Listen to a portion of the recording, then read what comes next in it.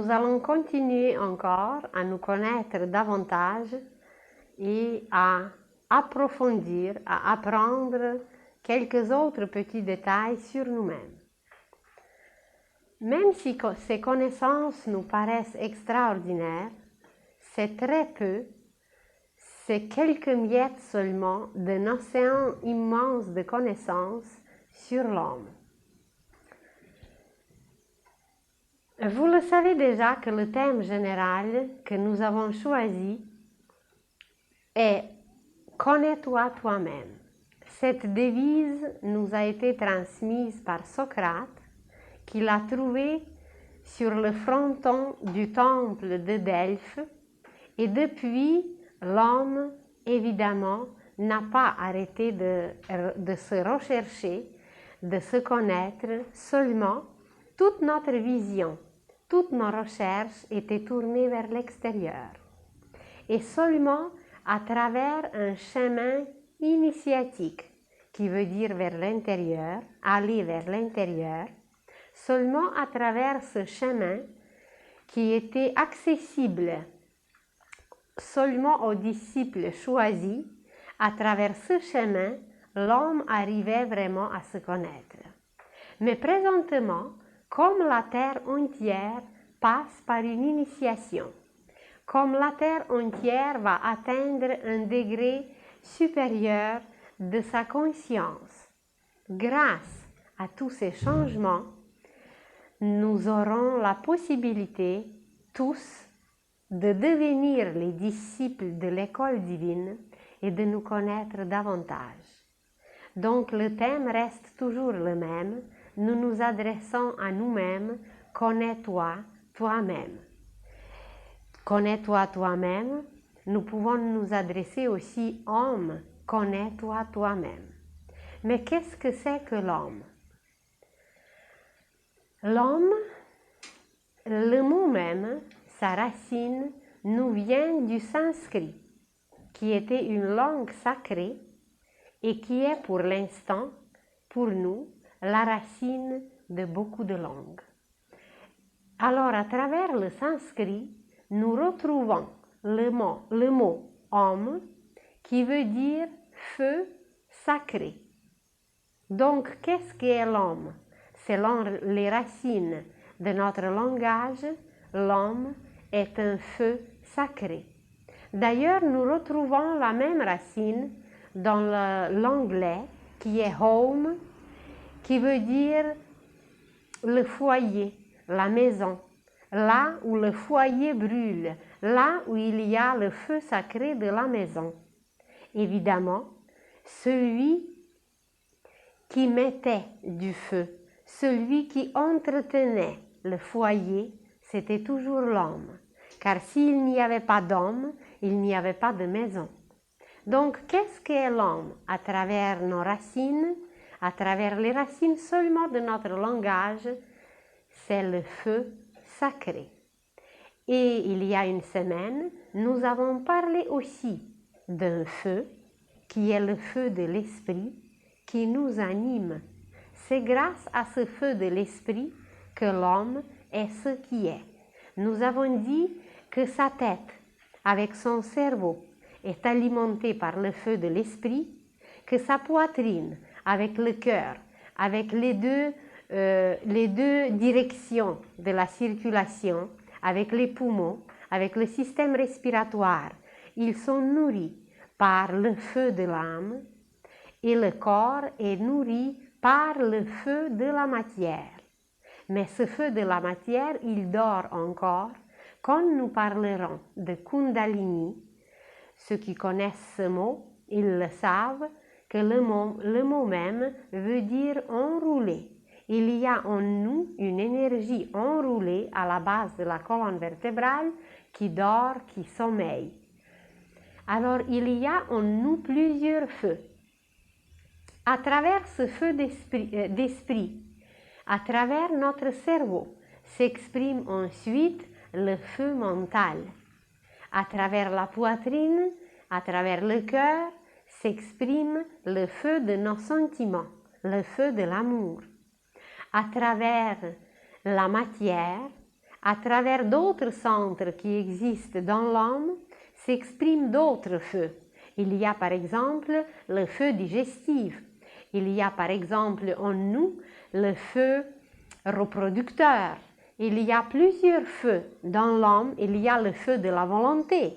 Il y a la volonté de connaître, la volonté de conquérir, la volonté d'aimer.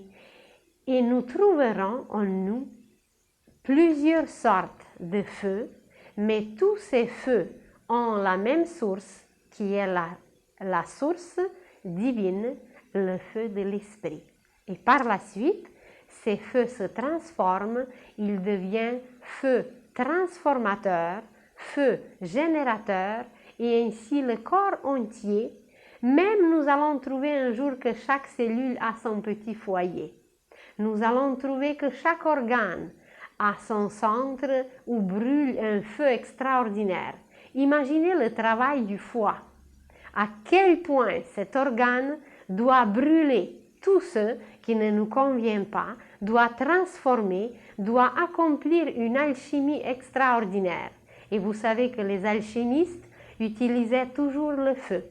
On n'a jamais pensé que si on donne à notre foie des combustibles inconvenables, eh bien le foie ne marche pas. Et après, on va apprendre que le foie est lié aux sentiments. Alors, si nos sentiments se nourrissent de haine, de destruction, de tout ce qui est périssable, eh bien évidemment que notre foie ne marchera pas. Alors, dans l'homme, qui est le feu sacré, existe plusieurs feux. L'intensité, la vitesse de ces feux, évidemment, est différente. On ne peut pas comparer le feu digestif avec le feu mental. La vitesse de la pensée n'est pas du tout la même que la vitesse de la digestion. Donc, les combustibles, les énergies, la vitesse de ce processus, de cet accomplissement, ce n'est pas du tout la même chose, mais tous ces feux sont nourris, alimentés par la même source. Donc, homme lui-même, il est par la racine. Seulement si nous regardons la langue, seulement si nous regardons dans les racines sacrées du sanskrit, nous y trouvons homme, qui veut dire feu sacré. Et par la suite, ce feu sacré se répand à travers plusieurs foyers, comme les organes, comme les glandes, comme les systèmes, et ce feu accomplit un travail merveilleux. Imaginez un bébé qui vient au monde, qui n'est conscient de rien, donc chez lequel le feu mental n'est pas du tout encore allumé. Mais imaginez quelle digestion extraordinaire, quelle respiration. Dès qu'il vient au monde, il commence à respirer comme si rien n'était. Alors il y a certains feux qui travaillent, qui sont actifs immédiatement. Il y a d'autres feux qui s'allument petit à petit. Par exemple, le feu de la reproduction, non plus, il n'est pas actif tout de suite. Pour qu'il s'allume, il faut au moins passer 14 ans. Donc 2 septenaires pour que le feu de la reproduction soit pleinement en marche. Le feu mental, c'est encore plus tard. Et ensuite, il y a d'autres feux et d'autres feux. Il y a même des feux mystiques en nous qu'on peut vivre seulement après 35 ans. Vous allez dire, mais est-ce qu'il n'y avait pas de mystiques plus jeunes? Oui, mais il y a aussi une analogie symbolique dont nous parlerons plus tard. Alors, c'est juste pour nous donner une idée à quel point l'homme est riche, à quel point nous représentons des trésors et des trésors à l'infini. Donc, homme, par le mot seulement, c'est un feu sacré, où il y a, à cause de leur intensité, de leur utilisation, de leurs facultés, où il y a beaucoup de feux qui utilisent les énergies différentes, et ainsi, nous sommes donc ce feu sacré. Nous nous sommes dit la semaine passée que l'âme, quand elle descend dans la matière, elle a besoin des outils. Imaginez un homme qui veut descendre dans la mer.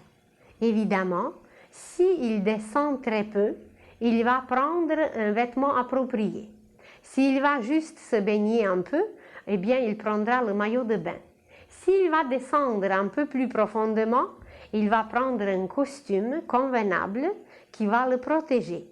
Mais imaginez s'il veut descendre au fond de la mer. Eh bien là, il sera obligé de prendre un scaphandre et ce scaphandre aura tout un système respiratoire à part qui permettra à l'homme de s'alimenter, qui permettra à l'homme de respirer même au fond de la mer. Et l'âme qui descend dans l'océan de la matière fait exactement la même chose que l'homme quand il veut descendre dans la mer.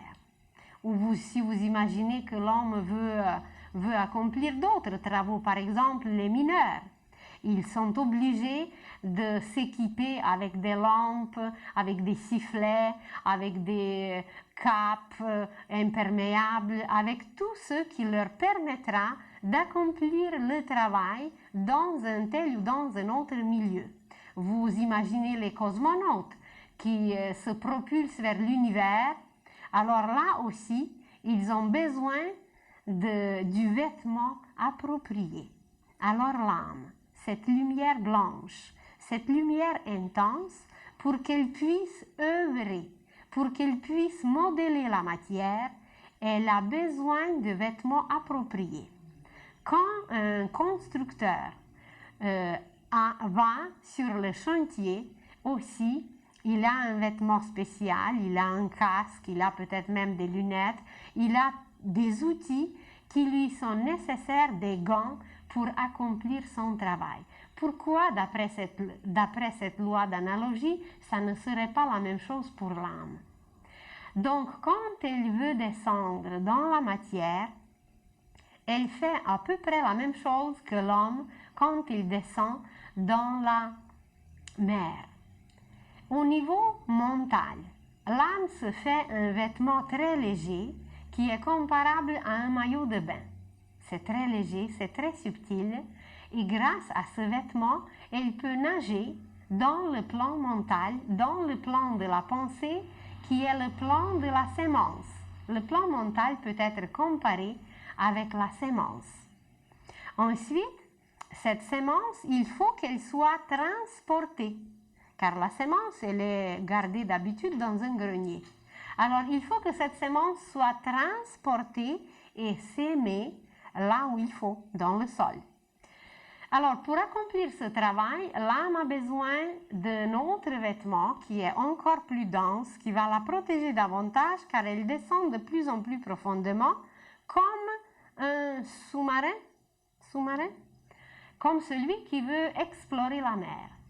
Alors, elle se fait un autre vêtement qui peut être comparé au costume avec des palmes, qui permet un peu nager dedans, qui permet de s'éloigner un peu plus dans la mer.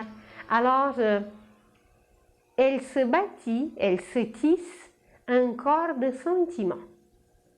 Et par la suite, elle se fait un scaphandre qui est vraiment très peu commode et qui est très grossier. Et ce scaphandre, eh bien, c'est notre joli corps physique. Il y a des scaphandres plus beaux, il y a des scaphandres moins beaux, mais pour l'âme, c'est très dur, c'est très grossier. Elle peut bouger à peine dans ce scaphandre grossier. Maintenant, si nous nous regardons d'en bas, là, on est descendu très rapidement du niveau de l'âme jusqu'au corps physique en nous comparant aux vêtements de celui qui veut explorer la mer. Mais si nous commençons avec nos yeux, si nous commençons avec nos 5 sens, seulement en nous regardant, qu'est-ce que nous voyons? Eh bien, nous voyons notre corps qui anatomiquement, médicalement, scientifiquement a été déjà étudié et qui peut être présenté comme un amas, comme une composition de solides, de liquides et de gazeux. C'est prouvé, c'est sûr et certain que nous avons des os qui représentent les solides. Tout le monde sait que nous avons une circulation qui nourrit tous les tissus du corps et cette circulation représente un autre système qui peut être comparé au liquide. Et par la suite, il y a d'autres systèmes encore plus subtils, évidemment, comme le système respiratoire. Alors, le système respiratoire, eh bien, c'est les gazeux. Et là, nous ne touchons pas encore le système nerveux, parce que nous sommes obligés de comparer avec un élément qu'on ne connaît pas tellement. Peut-être c'est pas tout à fait éthérique encore, c'est un peu du feu, c'est un peu la chaleur. Mais le système nerveux, c'est encore un champ inexploré. Même la science d'aujourd'hui, qui peut nous présenter un réseau magnifique. Vous avez tous vu le corps humain avec des filaments à l'infini qui représentent le système nerveux. Mais ce système nerveux en nous, c'est justement le feu. Le feu sacré de l'homme, jusque dans son corps, descend à travers le système nerveux. Alors, qu'est-ce qu'on connaît de ce feu? Comment l'entretenir, comment le nourrir? On parle des crises nerveuses, on parle des nerfs ainsi, des nerfs tendus, des nerfs comme ça, mais on ne sait pas du tout comment l'alimenter. Par quoi le nourrir? On ne sait pas, par exemple, quelle correspondance il y a entre la musique et le système nerveux. On ne sait pas pour quel tempérament, quelle couleur utiliser pour adoucir nos nerfs, pour les alimenter mieux, pour les nourrir mieux. Alors, notre système nerveux qui correspond au feu en nous, il est absolument inconnu. Oh, vous allez dire que j'exagère en disant absolument. Peut-être, mais c'est juste pour nous donner une image qui nous frappe, pour que ça nous éveille plus rapidement. Alors, nous sommes au niveau physique, composés des solides qui représentent les os et les muscles. Les solides, c'est les os et les muscles. Ensuite, ce sont des liquides qui sont le sang, la circulation, et les gazeux, leur chaleur, disons, on va les mettre avec la respiration et avec les nerfs, où la chaleur, la lumière de ces gazeux s'exprime à travers les nerfs, la respiration et les nerfs. Ça, c'est le corps physique qui est connu anatomiquement, qui a été étudié, qui a été disséqué, qui a été regardé par microscope, etc. Mais maintenant, si on nous demande quelle sorte de travail notre corps accomplit pendant la nuit, comment ça marche pendant la nuit? Qu'il y a le corps qui est là et qu'on est conscient de rien. Mais qui fait le travail en nous si notre conscience n'est pas là? Et où elle est notre conscience? Moi, j'aimerais savoir où est-ce qu'elle est notre conscience. Je vous ai déjà dit que depuis mon enfance, j'avais des rêves extraordinaires. Donc, je voyageais quelque part. Et comment se fait-il que le corps physique reste sur le lit et le travail le plus merveilleux de la purification, de la désintoxication, de la régénération se produit? Mais qui le fait? Qui le fait? Il y a peut-être une autre conscience. Il y a peut-être quelqu'un qui l'accomplit ce travail merveilleux. Alors, pendant la nuit, s'accomplit un travail dans notre corps qui est extrêmement important, car sans ce travail de repos, de purification, d'élimination, de transpiration, de régénération, la journée suivante n'est pas possible. Eh bien, essayez de ne pas dormir plusieurs nuits et vous me croirez que c'est vrai. Alors, ce travail dans notre corps est accompli par un système qui est un système encore plus subtil que des nerfs. Parce que vous le savez très bien que nos nerfs sont en repos pendant la nuit, que nous ne sentons pas des choses, que nous ne sommes pas conscients des choses, que nous ne voyons pas, que nous n'utilisons pas consciemment nos 5 appareils merveilleux, nos 5 sens. Alors, le travail s'accomplit, tout ce travail de désintoxication, d'élimination, de purification, il s'accomplit de la régénération. Il y a des cellules abîmées pendant le jour, il y a des cellules fatiguées, il y a des cellules empoisonnées. Et ces cellules reprennent les forces grâce à un système qui est un système éthérique, qui est un réseau merveilleux de la force vitale, et cette force circule en nous, et il s'appelle, ce système, si vous voulez, le système de l'éther chimique. C'est l'éther chimique en nous qui accomplit ce travail. Alors, donc, au-dessus des nerfs, au-dessus des os, au-dessus du système circulatoire respiratoire nerveux, il existe un autre système qui fait, malgré que la conscience n'est pas là, un travail merveilleux toutes les nuits, de purification, d'élimination, de transformation, de désintoxication et de régénération. C'est éther chimique qui l'accomplit. Maintenant, imaginez un chat, 2 chats, qui passent par leur période amoureuse, et ils s'éveillent une force en eux qui les propulse à chercher, à miauler, à grimper, qui les oblige à accomplir ce qu'autrement ils n'accomplissent pas. Eh bien, alors, qu'est-ce que c'est qui les pousse à faire tout cela? Est-ce que c'est leurs os? Est-ce que c'est leur système sanguin? Est-ce que c'est leurs muscles? Et si nous parlons avec un initié, il va nous dire que la même force qui propulse un animal envers l'autre, qui les pousse à procréer, c'est la même force qui ouvre les pétales d'une rose, les pétales d'une fleur.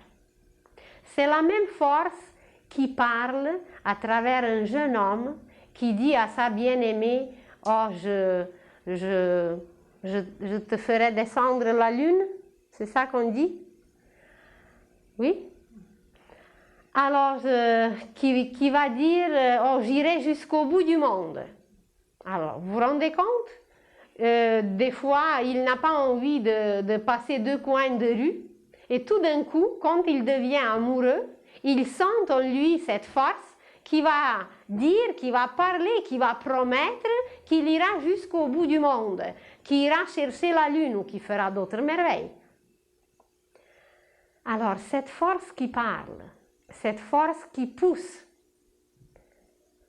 cette force qui ouvre, cette force qui se manifeste partout dans la nature, qui fait procréer, qui forme un fruit, qui ouvre une fleur, qui envoie des baisers à travers l'univers entier, cette force passe par un système, par des canaux, par un réseau qui s'appelle éther reproducteur.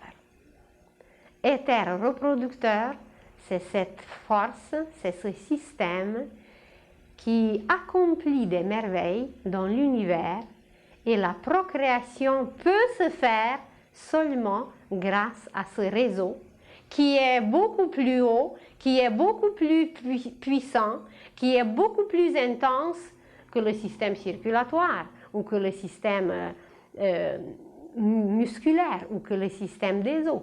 Imaginez que pour changer des os, ça prend des mois. Pour les faire replacer, pour les faire repousser, pour les mettre en ordre, si c'était cassé ou quoi que ce soit, ça prend des mois. Bien, pour des muscles, ça prend moins de temps. Pour la circulation, ça prend encore moins de temps. Justement, cette force dont on parle, imaginez un amoureux et puis qu'ils se rencontrent, deux amoureux. Alors, surtout la fille, évidemment, elle va rougir immédiatement. Elle va devenir rouge. Mais qu'est-ce que c'est cette couleur rouge? Eh bien, c'est que dans sa circulation, ça complique quelque chose. Mais ce n'est pas là la cause dans la circulation. La cause va être encore plus loin, ce qui va accélérer sa circulation, eh bien, ça va être justement ce système reproducteur qui va éveiller en elle des centres, qui va accélérer leur vibration et que voilà, ça va s'exprimer jusqu'à dans le sang. Et ça va monter dans le visage, eh bien, on le voit. Et ça se passe tellement rapidement, elle va devenir rouge immédiatement. Imaginez que quelqu'un a peur. Alors, quand il a peur, eh bien, il change de couleur. On dit être bleu de peur, bleu. Avoir peur bleue. Eh bien, voilà. C'est que le sang se retire des cellules et si vous mettez une ficelle autour de votre doigt et serrez-la bien, eh bien, vous allez voir que votre petit bout qui n'est pas alimenté va devenir bleu. Alors, peur bleue, c'est que tout le sang qui circulait normalement, il se retire tout d'un coup et voilà, on devient presque bleu, presque bleu. Alors, dans la circulation, cette manifestation se présente, mais elle est stimulée, elle commence ailleurs. Nous voyons seulement le résultat, le reflet, et le commencement est ailleurs. Donc, au-dessus du système de l'éther chimique. Pourquoi l'éther? Parce que c'est encore plus subtil que l'air. L'air, la respiration, la chaleur de cet air qui nourrit le système nerveux. C'est encore plus subtil parce que nous ne voyons pas la chaleur de l'air. D'ailleurs, l'air non plus. Alors, cette chaleur de l'air, ce feu de l'air qui nourrit des nerfs, mais au-dessus de cela, il y a une matière encore plus subtile que cette chaleur. Eh bien, c'est cet éther. D'ailleurs, la science connaît déjà ce 5e élément qui est éther. Vous pouvez même, je crois, le trouver dans la pharmacie. Alors, éther chimique qui est tout un système qui accomplit le travail pendant la nuit surtout, mais ça ne veut pas dire que pendant le jour, il ne fait rien. Ce système travaille constamment, mais il est le plus actif la nuit. Et encore un autre système plus subtil qui nous permet de fleurir, qui nous permet d'accomplir des merveilles, qui permet à un génie d'accomplir tout ce qu'il fait pour l'humanité. Eh bien, c'est cette force de l'amour, c'est cet éther reproducteur qui agit en lui et qui le pousse jusqu'au bout du monde. C'est cette force qui a poussé Christophe Colomb jusqu'en Amérique. C'est cette force qui a poussé Magellan de faire le tour. C'est cette force qui a poussé Newton de faire ses découvertes, Kepler ses calculs, et tout le monde qui a accompli un travail extraordinaire était nourri, était propulsé par cet éther. Car les œuvres, ce sont nos enfants. Ce n'est pas seulement les enfants physiques qui sont nos enfants. Même on va apprendre que nos enfants qu'on a, ce ne sont pas nos enfants. Ce sont les enfants qu'on nous a confiés et prêtés pour les éduquer pendant un instant. Et après, on nous les retire. Mais nos vrais enfants, c'est nos propres œuvres qui sont alimentées par un système d'amour, par un éther, par une lumière qui est éther reproducteur. Mais au-dessus de cet éther reproducteur, il y a une lumière beaucoup plus constante. Car vous le savez très bien que l'éther reproducteur, il devient actif à un certain moment, chez l'homme par exemple, chez les animaux, à une certaine période de l'année, et pendant toute l'année après, il est moins actif ou pas du tout. Chez l'homme, il est actif beaucoup plus déjà, parce qu'il peut exprimer davantage son génie, on en parlera une autre fois. Qu'est-ce que c'est que la force du génie? Mais quand il arrive ce que nous nommons vieillesse, cet éther reproducteur, il est beaucoup moins actif. Évidemment, dans les œuvres créatrices, l'homme peut être encore actif, mais quand même, à une certaine période, cet éther, ce système, il s'affaiblit et il est moins actif.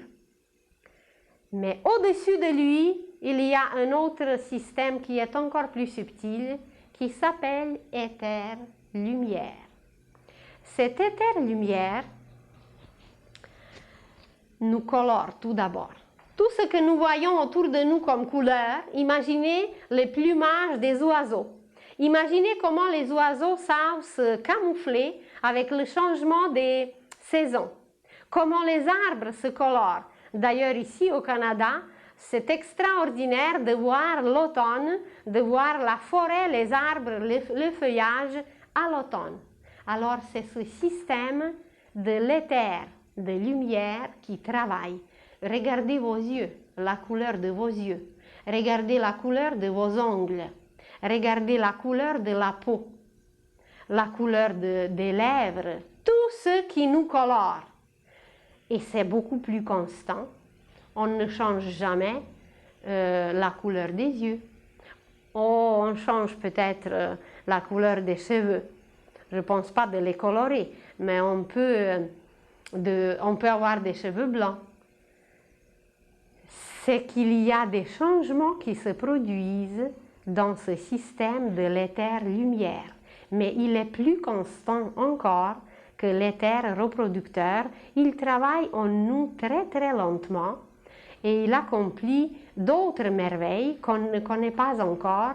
Il est le porteur de la lumière en nous qui va nous permettre un jour de voir tout, de devenir clairvoyant, de pénétrer dans les choses, de les éclairer.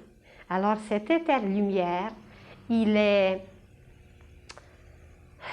une nourrice, il est un aliment indispensable pour toutes nos cellules car il les éclaire exactement comme nous avons une lumière dans la chambre qui peut être plus grande ou moins grande. Cette éther-lumière fait lumière dans nos cellules, fait lumière en nous. Et ensuite, encore plus haut, ça ne veut pas dire que dans l'espace, que c'est superposé, mais dans le sens de l'intensité, dans le sens de la subtilité, nous sommes composés de notre système, de notre réseau merveilleux qui s'appelle éther réflecteur. Et grâce à cet éther réflecteur, l'univers entier se reflète en nous et nous sommes reflétés dans l'univers entier. Quand on a parlé de la mémoire, vous vous rappelez qu'on s'est dit que quand un bateau a passé quelque part, eh bien on peut le retracer sur l'eau, sans parler d'un voleur qui a couru quelque part et qu'un chien, par son flair, va le retrouver. Ça, c'est plus tangible, parce que quand même, ce parfum que l'homme a laissé, il va être détecté par le chien. Mais sur l'eau, c'est beaucoup plus vague, c'est beaucoup moins accessible. Et voilà, c'est très possible de retracer tout, même sur l'eau, car tout se reflète partout.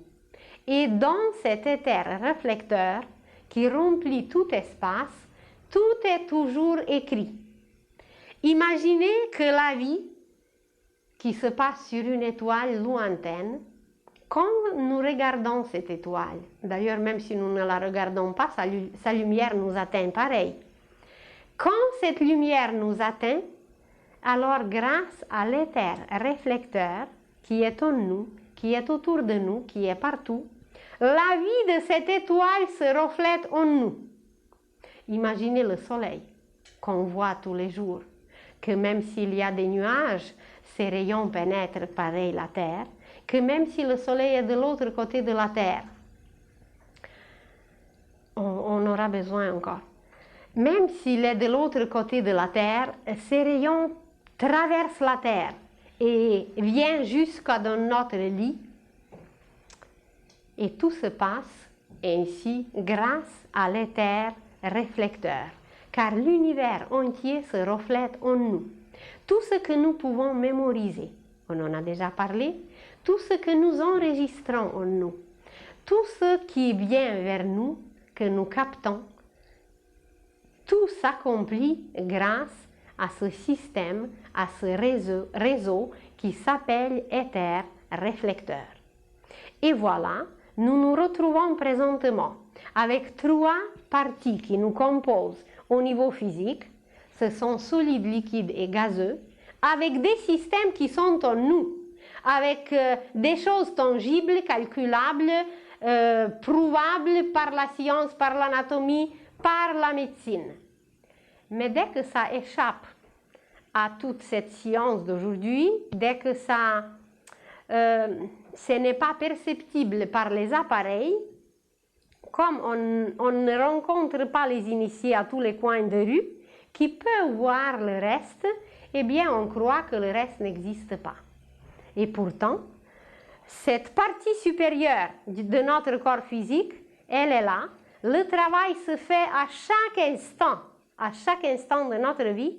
L'éther chimique, l'éther reproducteur, l'éther lumière et l'éther réflecteur composent en nous un autre vêtement, un autre corps qui s'appelle le corps éthérique ou vital. Car à travers ces réseaux, les courants vitaux passent et accomplissent des travaux et des travaux à l'infini. Alors, de cette façon, nous pouvons dire que l'homme possède un corps physique. Vous le verrez comme les contours noirs sur cette image. Alors, ces contours, c'est le corps physique de l'homme. Mais ce corps physique de l'homme, il est interpénétré, il est tissé par un autre corps. J'espère que vous le verrez sur votre écran. Il y a tout autour un contour, un double. Tout autour du corps, il y a un double. Et ce double s'appelle, les hindous l'appellent, le double éthérique. Ça ne veut pas dire qu'il est juste à l'extérieur. Il nous pénètre, il nous traverse et tous nos organes ont leur double. Le cerveau a son double éthérique, l'estomac a son double éthérique, la rate a son double éthérique, car les forces vitales, tout ce qui nourrit l'organe, tout ce qui nourrit chaque cellule en nous, ces forces vitales sont transmises par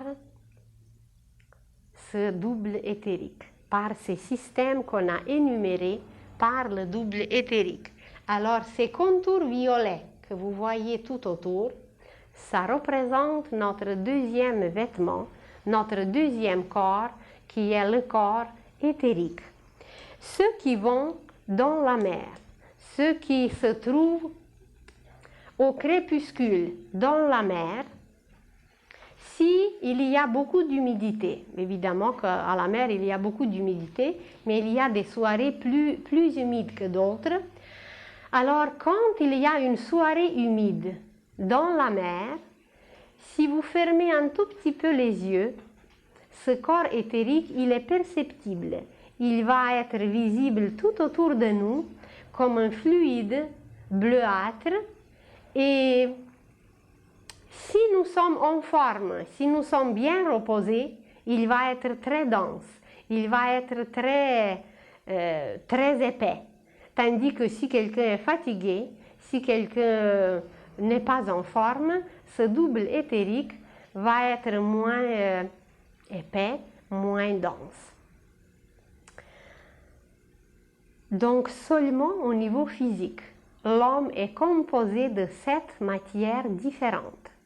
Les 3 matières connues déjà, les 3 matières palpables, tangibles, solides, liquides et gazeux, ce n'est pas tout.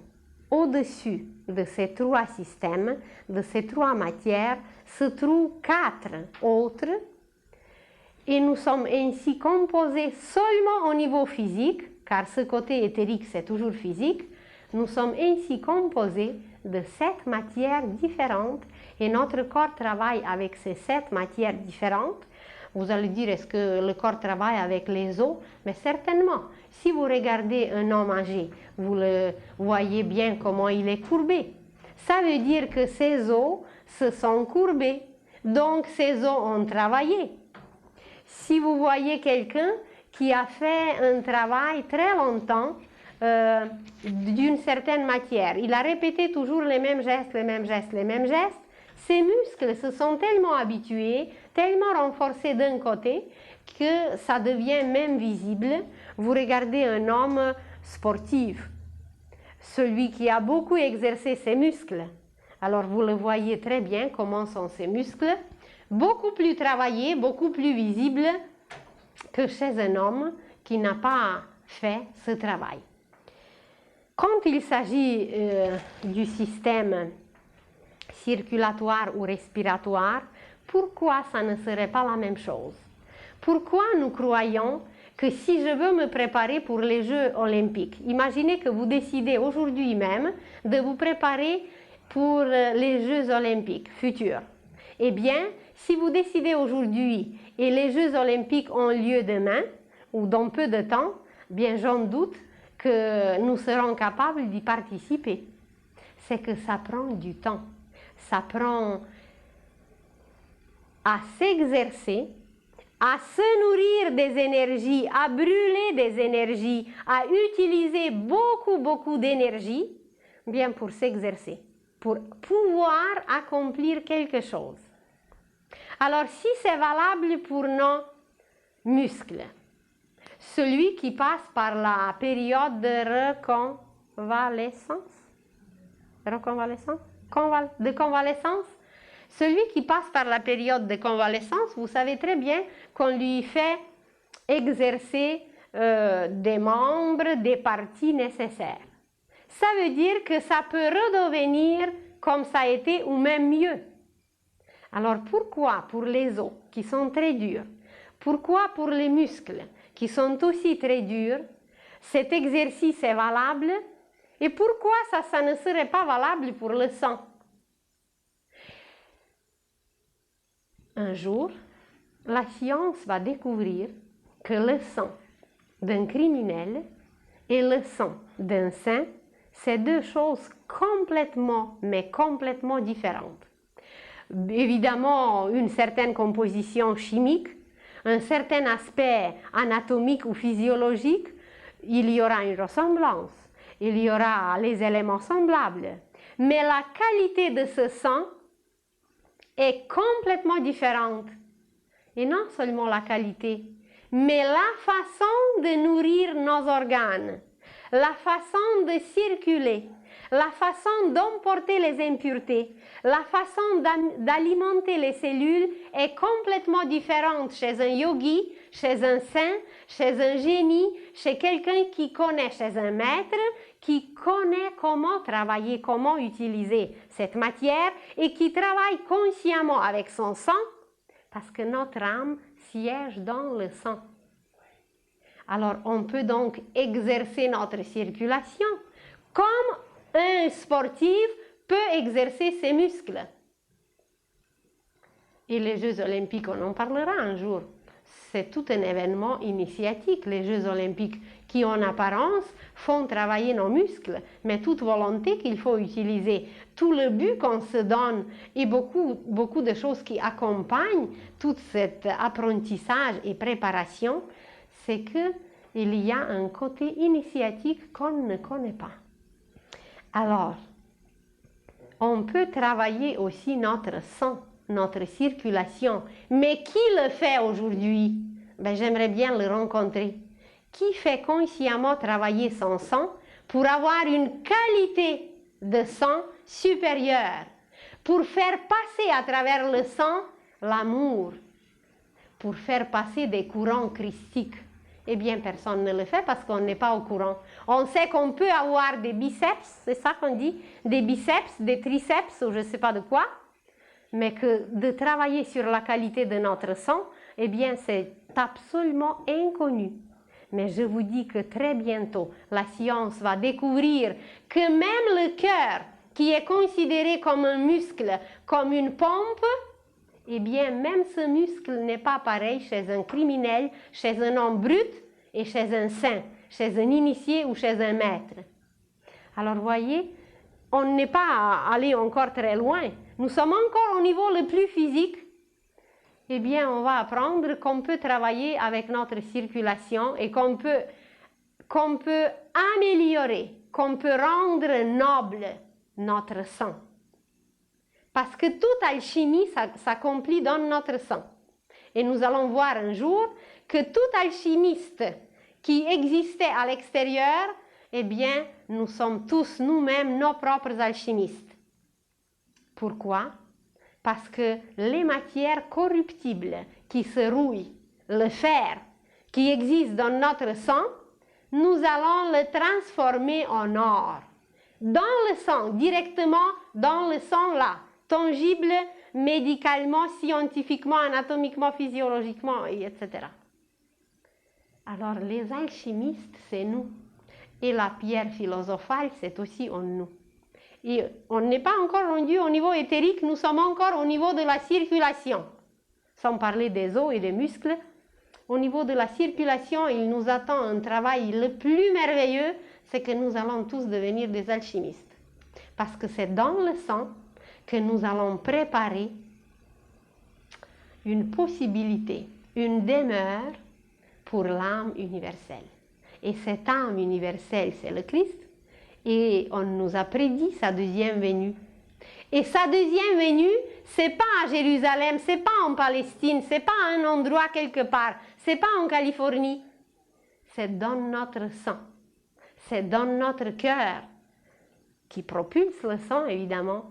C'est là qu'il va venir. Mais seulement quand on aura le cœur pur. Jésus ne nous a pas demandé, apprenez des merveilles, allez-y explorer l'univers et puis faites des prodiges mentaux, psychiques, etc. Il a dit, ayez le cœur pur. Mais c'est toute une phrase. C'est tout ce travail dont je vous parle.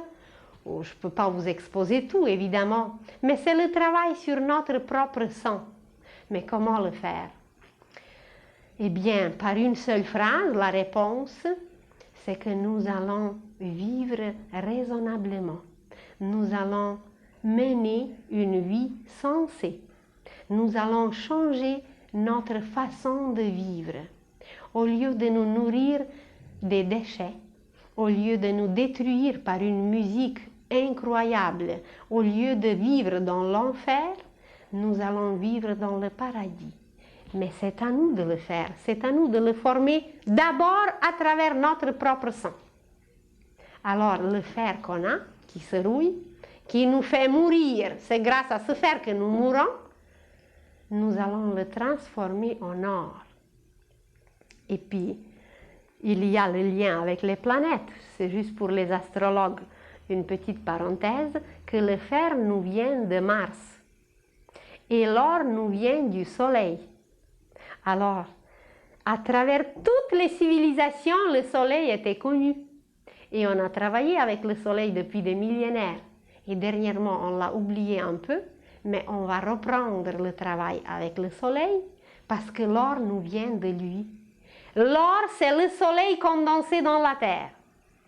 Et ce n'est pas pour rien que l'or n'a jamais baissé ses prix. Au contraire, ça monte et ça augmente sans cesse.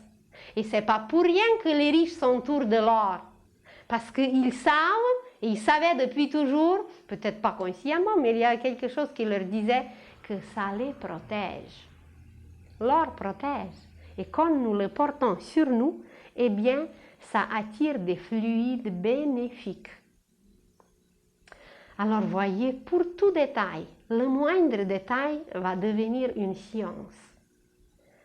Mais quand nous allons le connaître, alors ayez le cœur pur.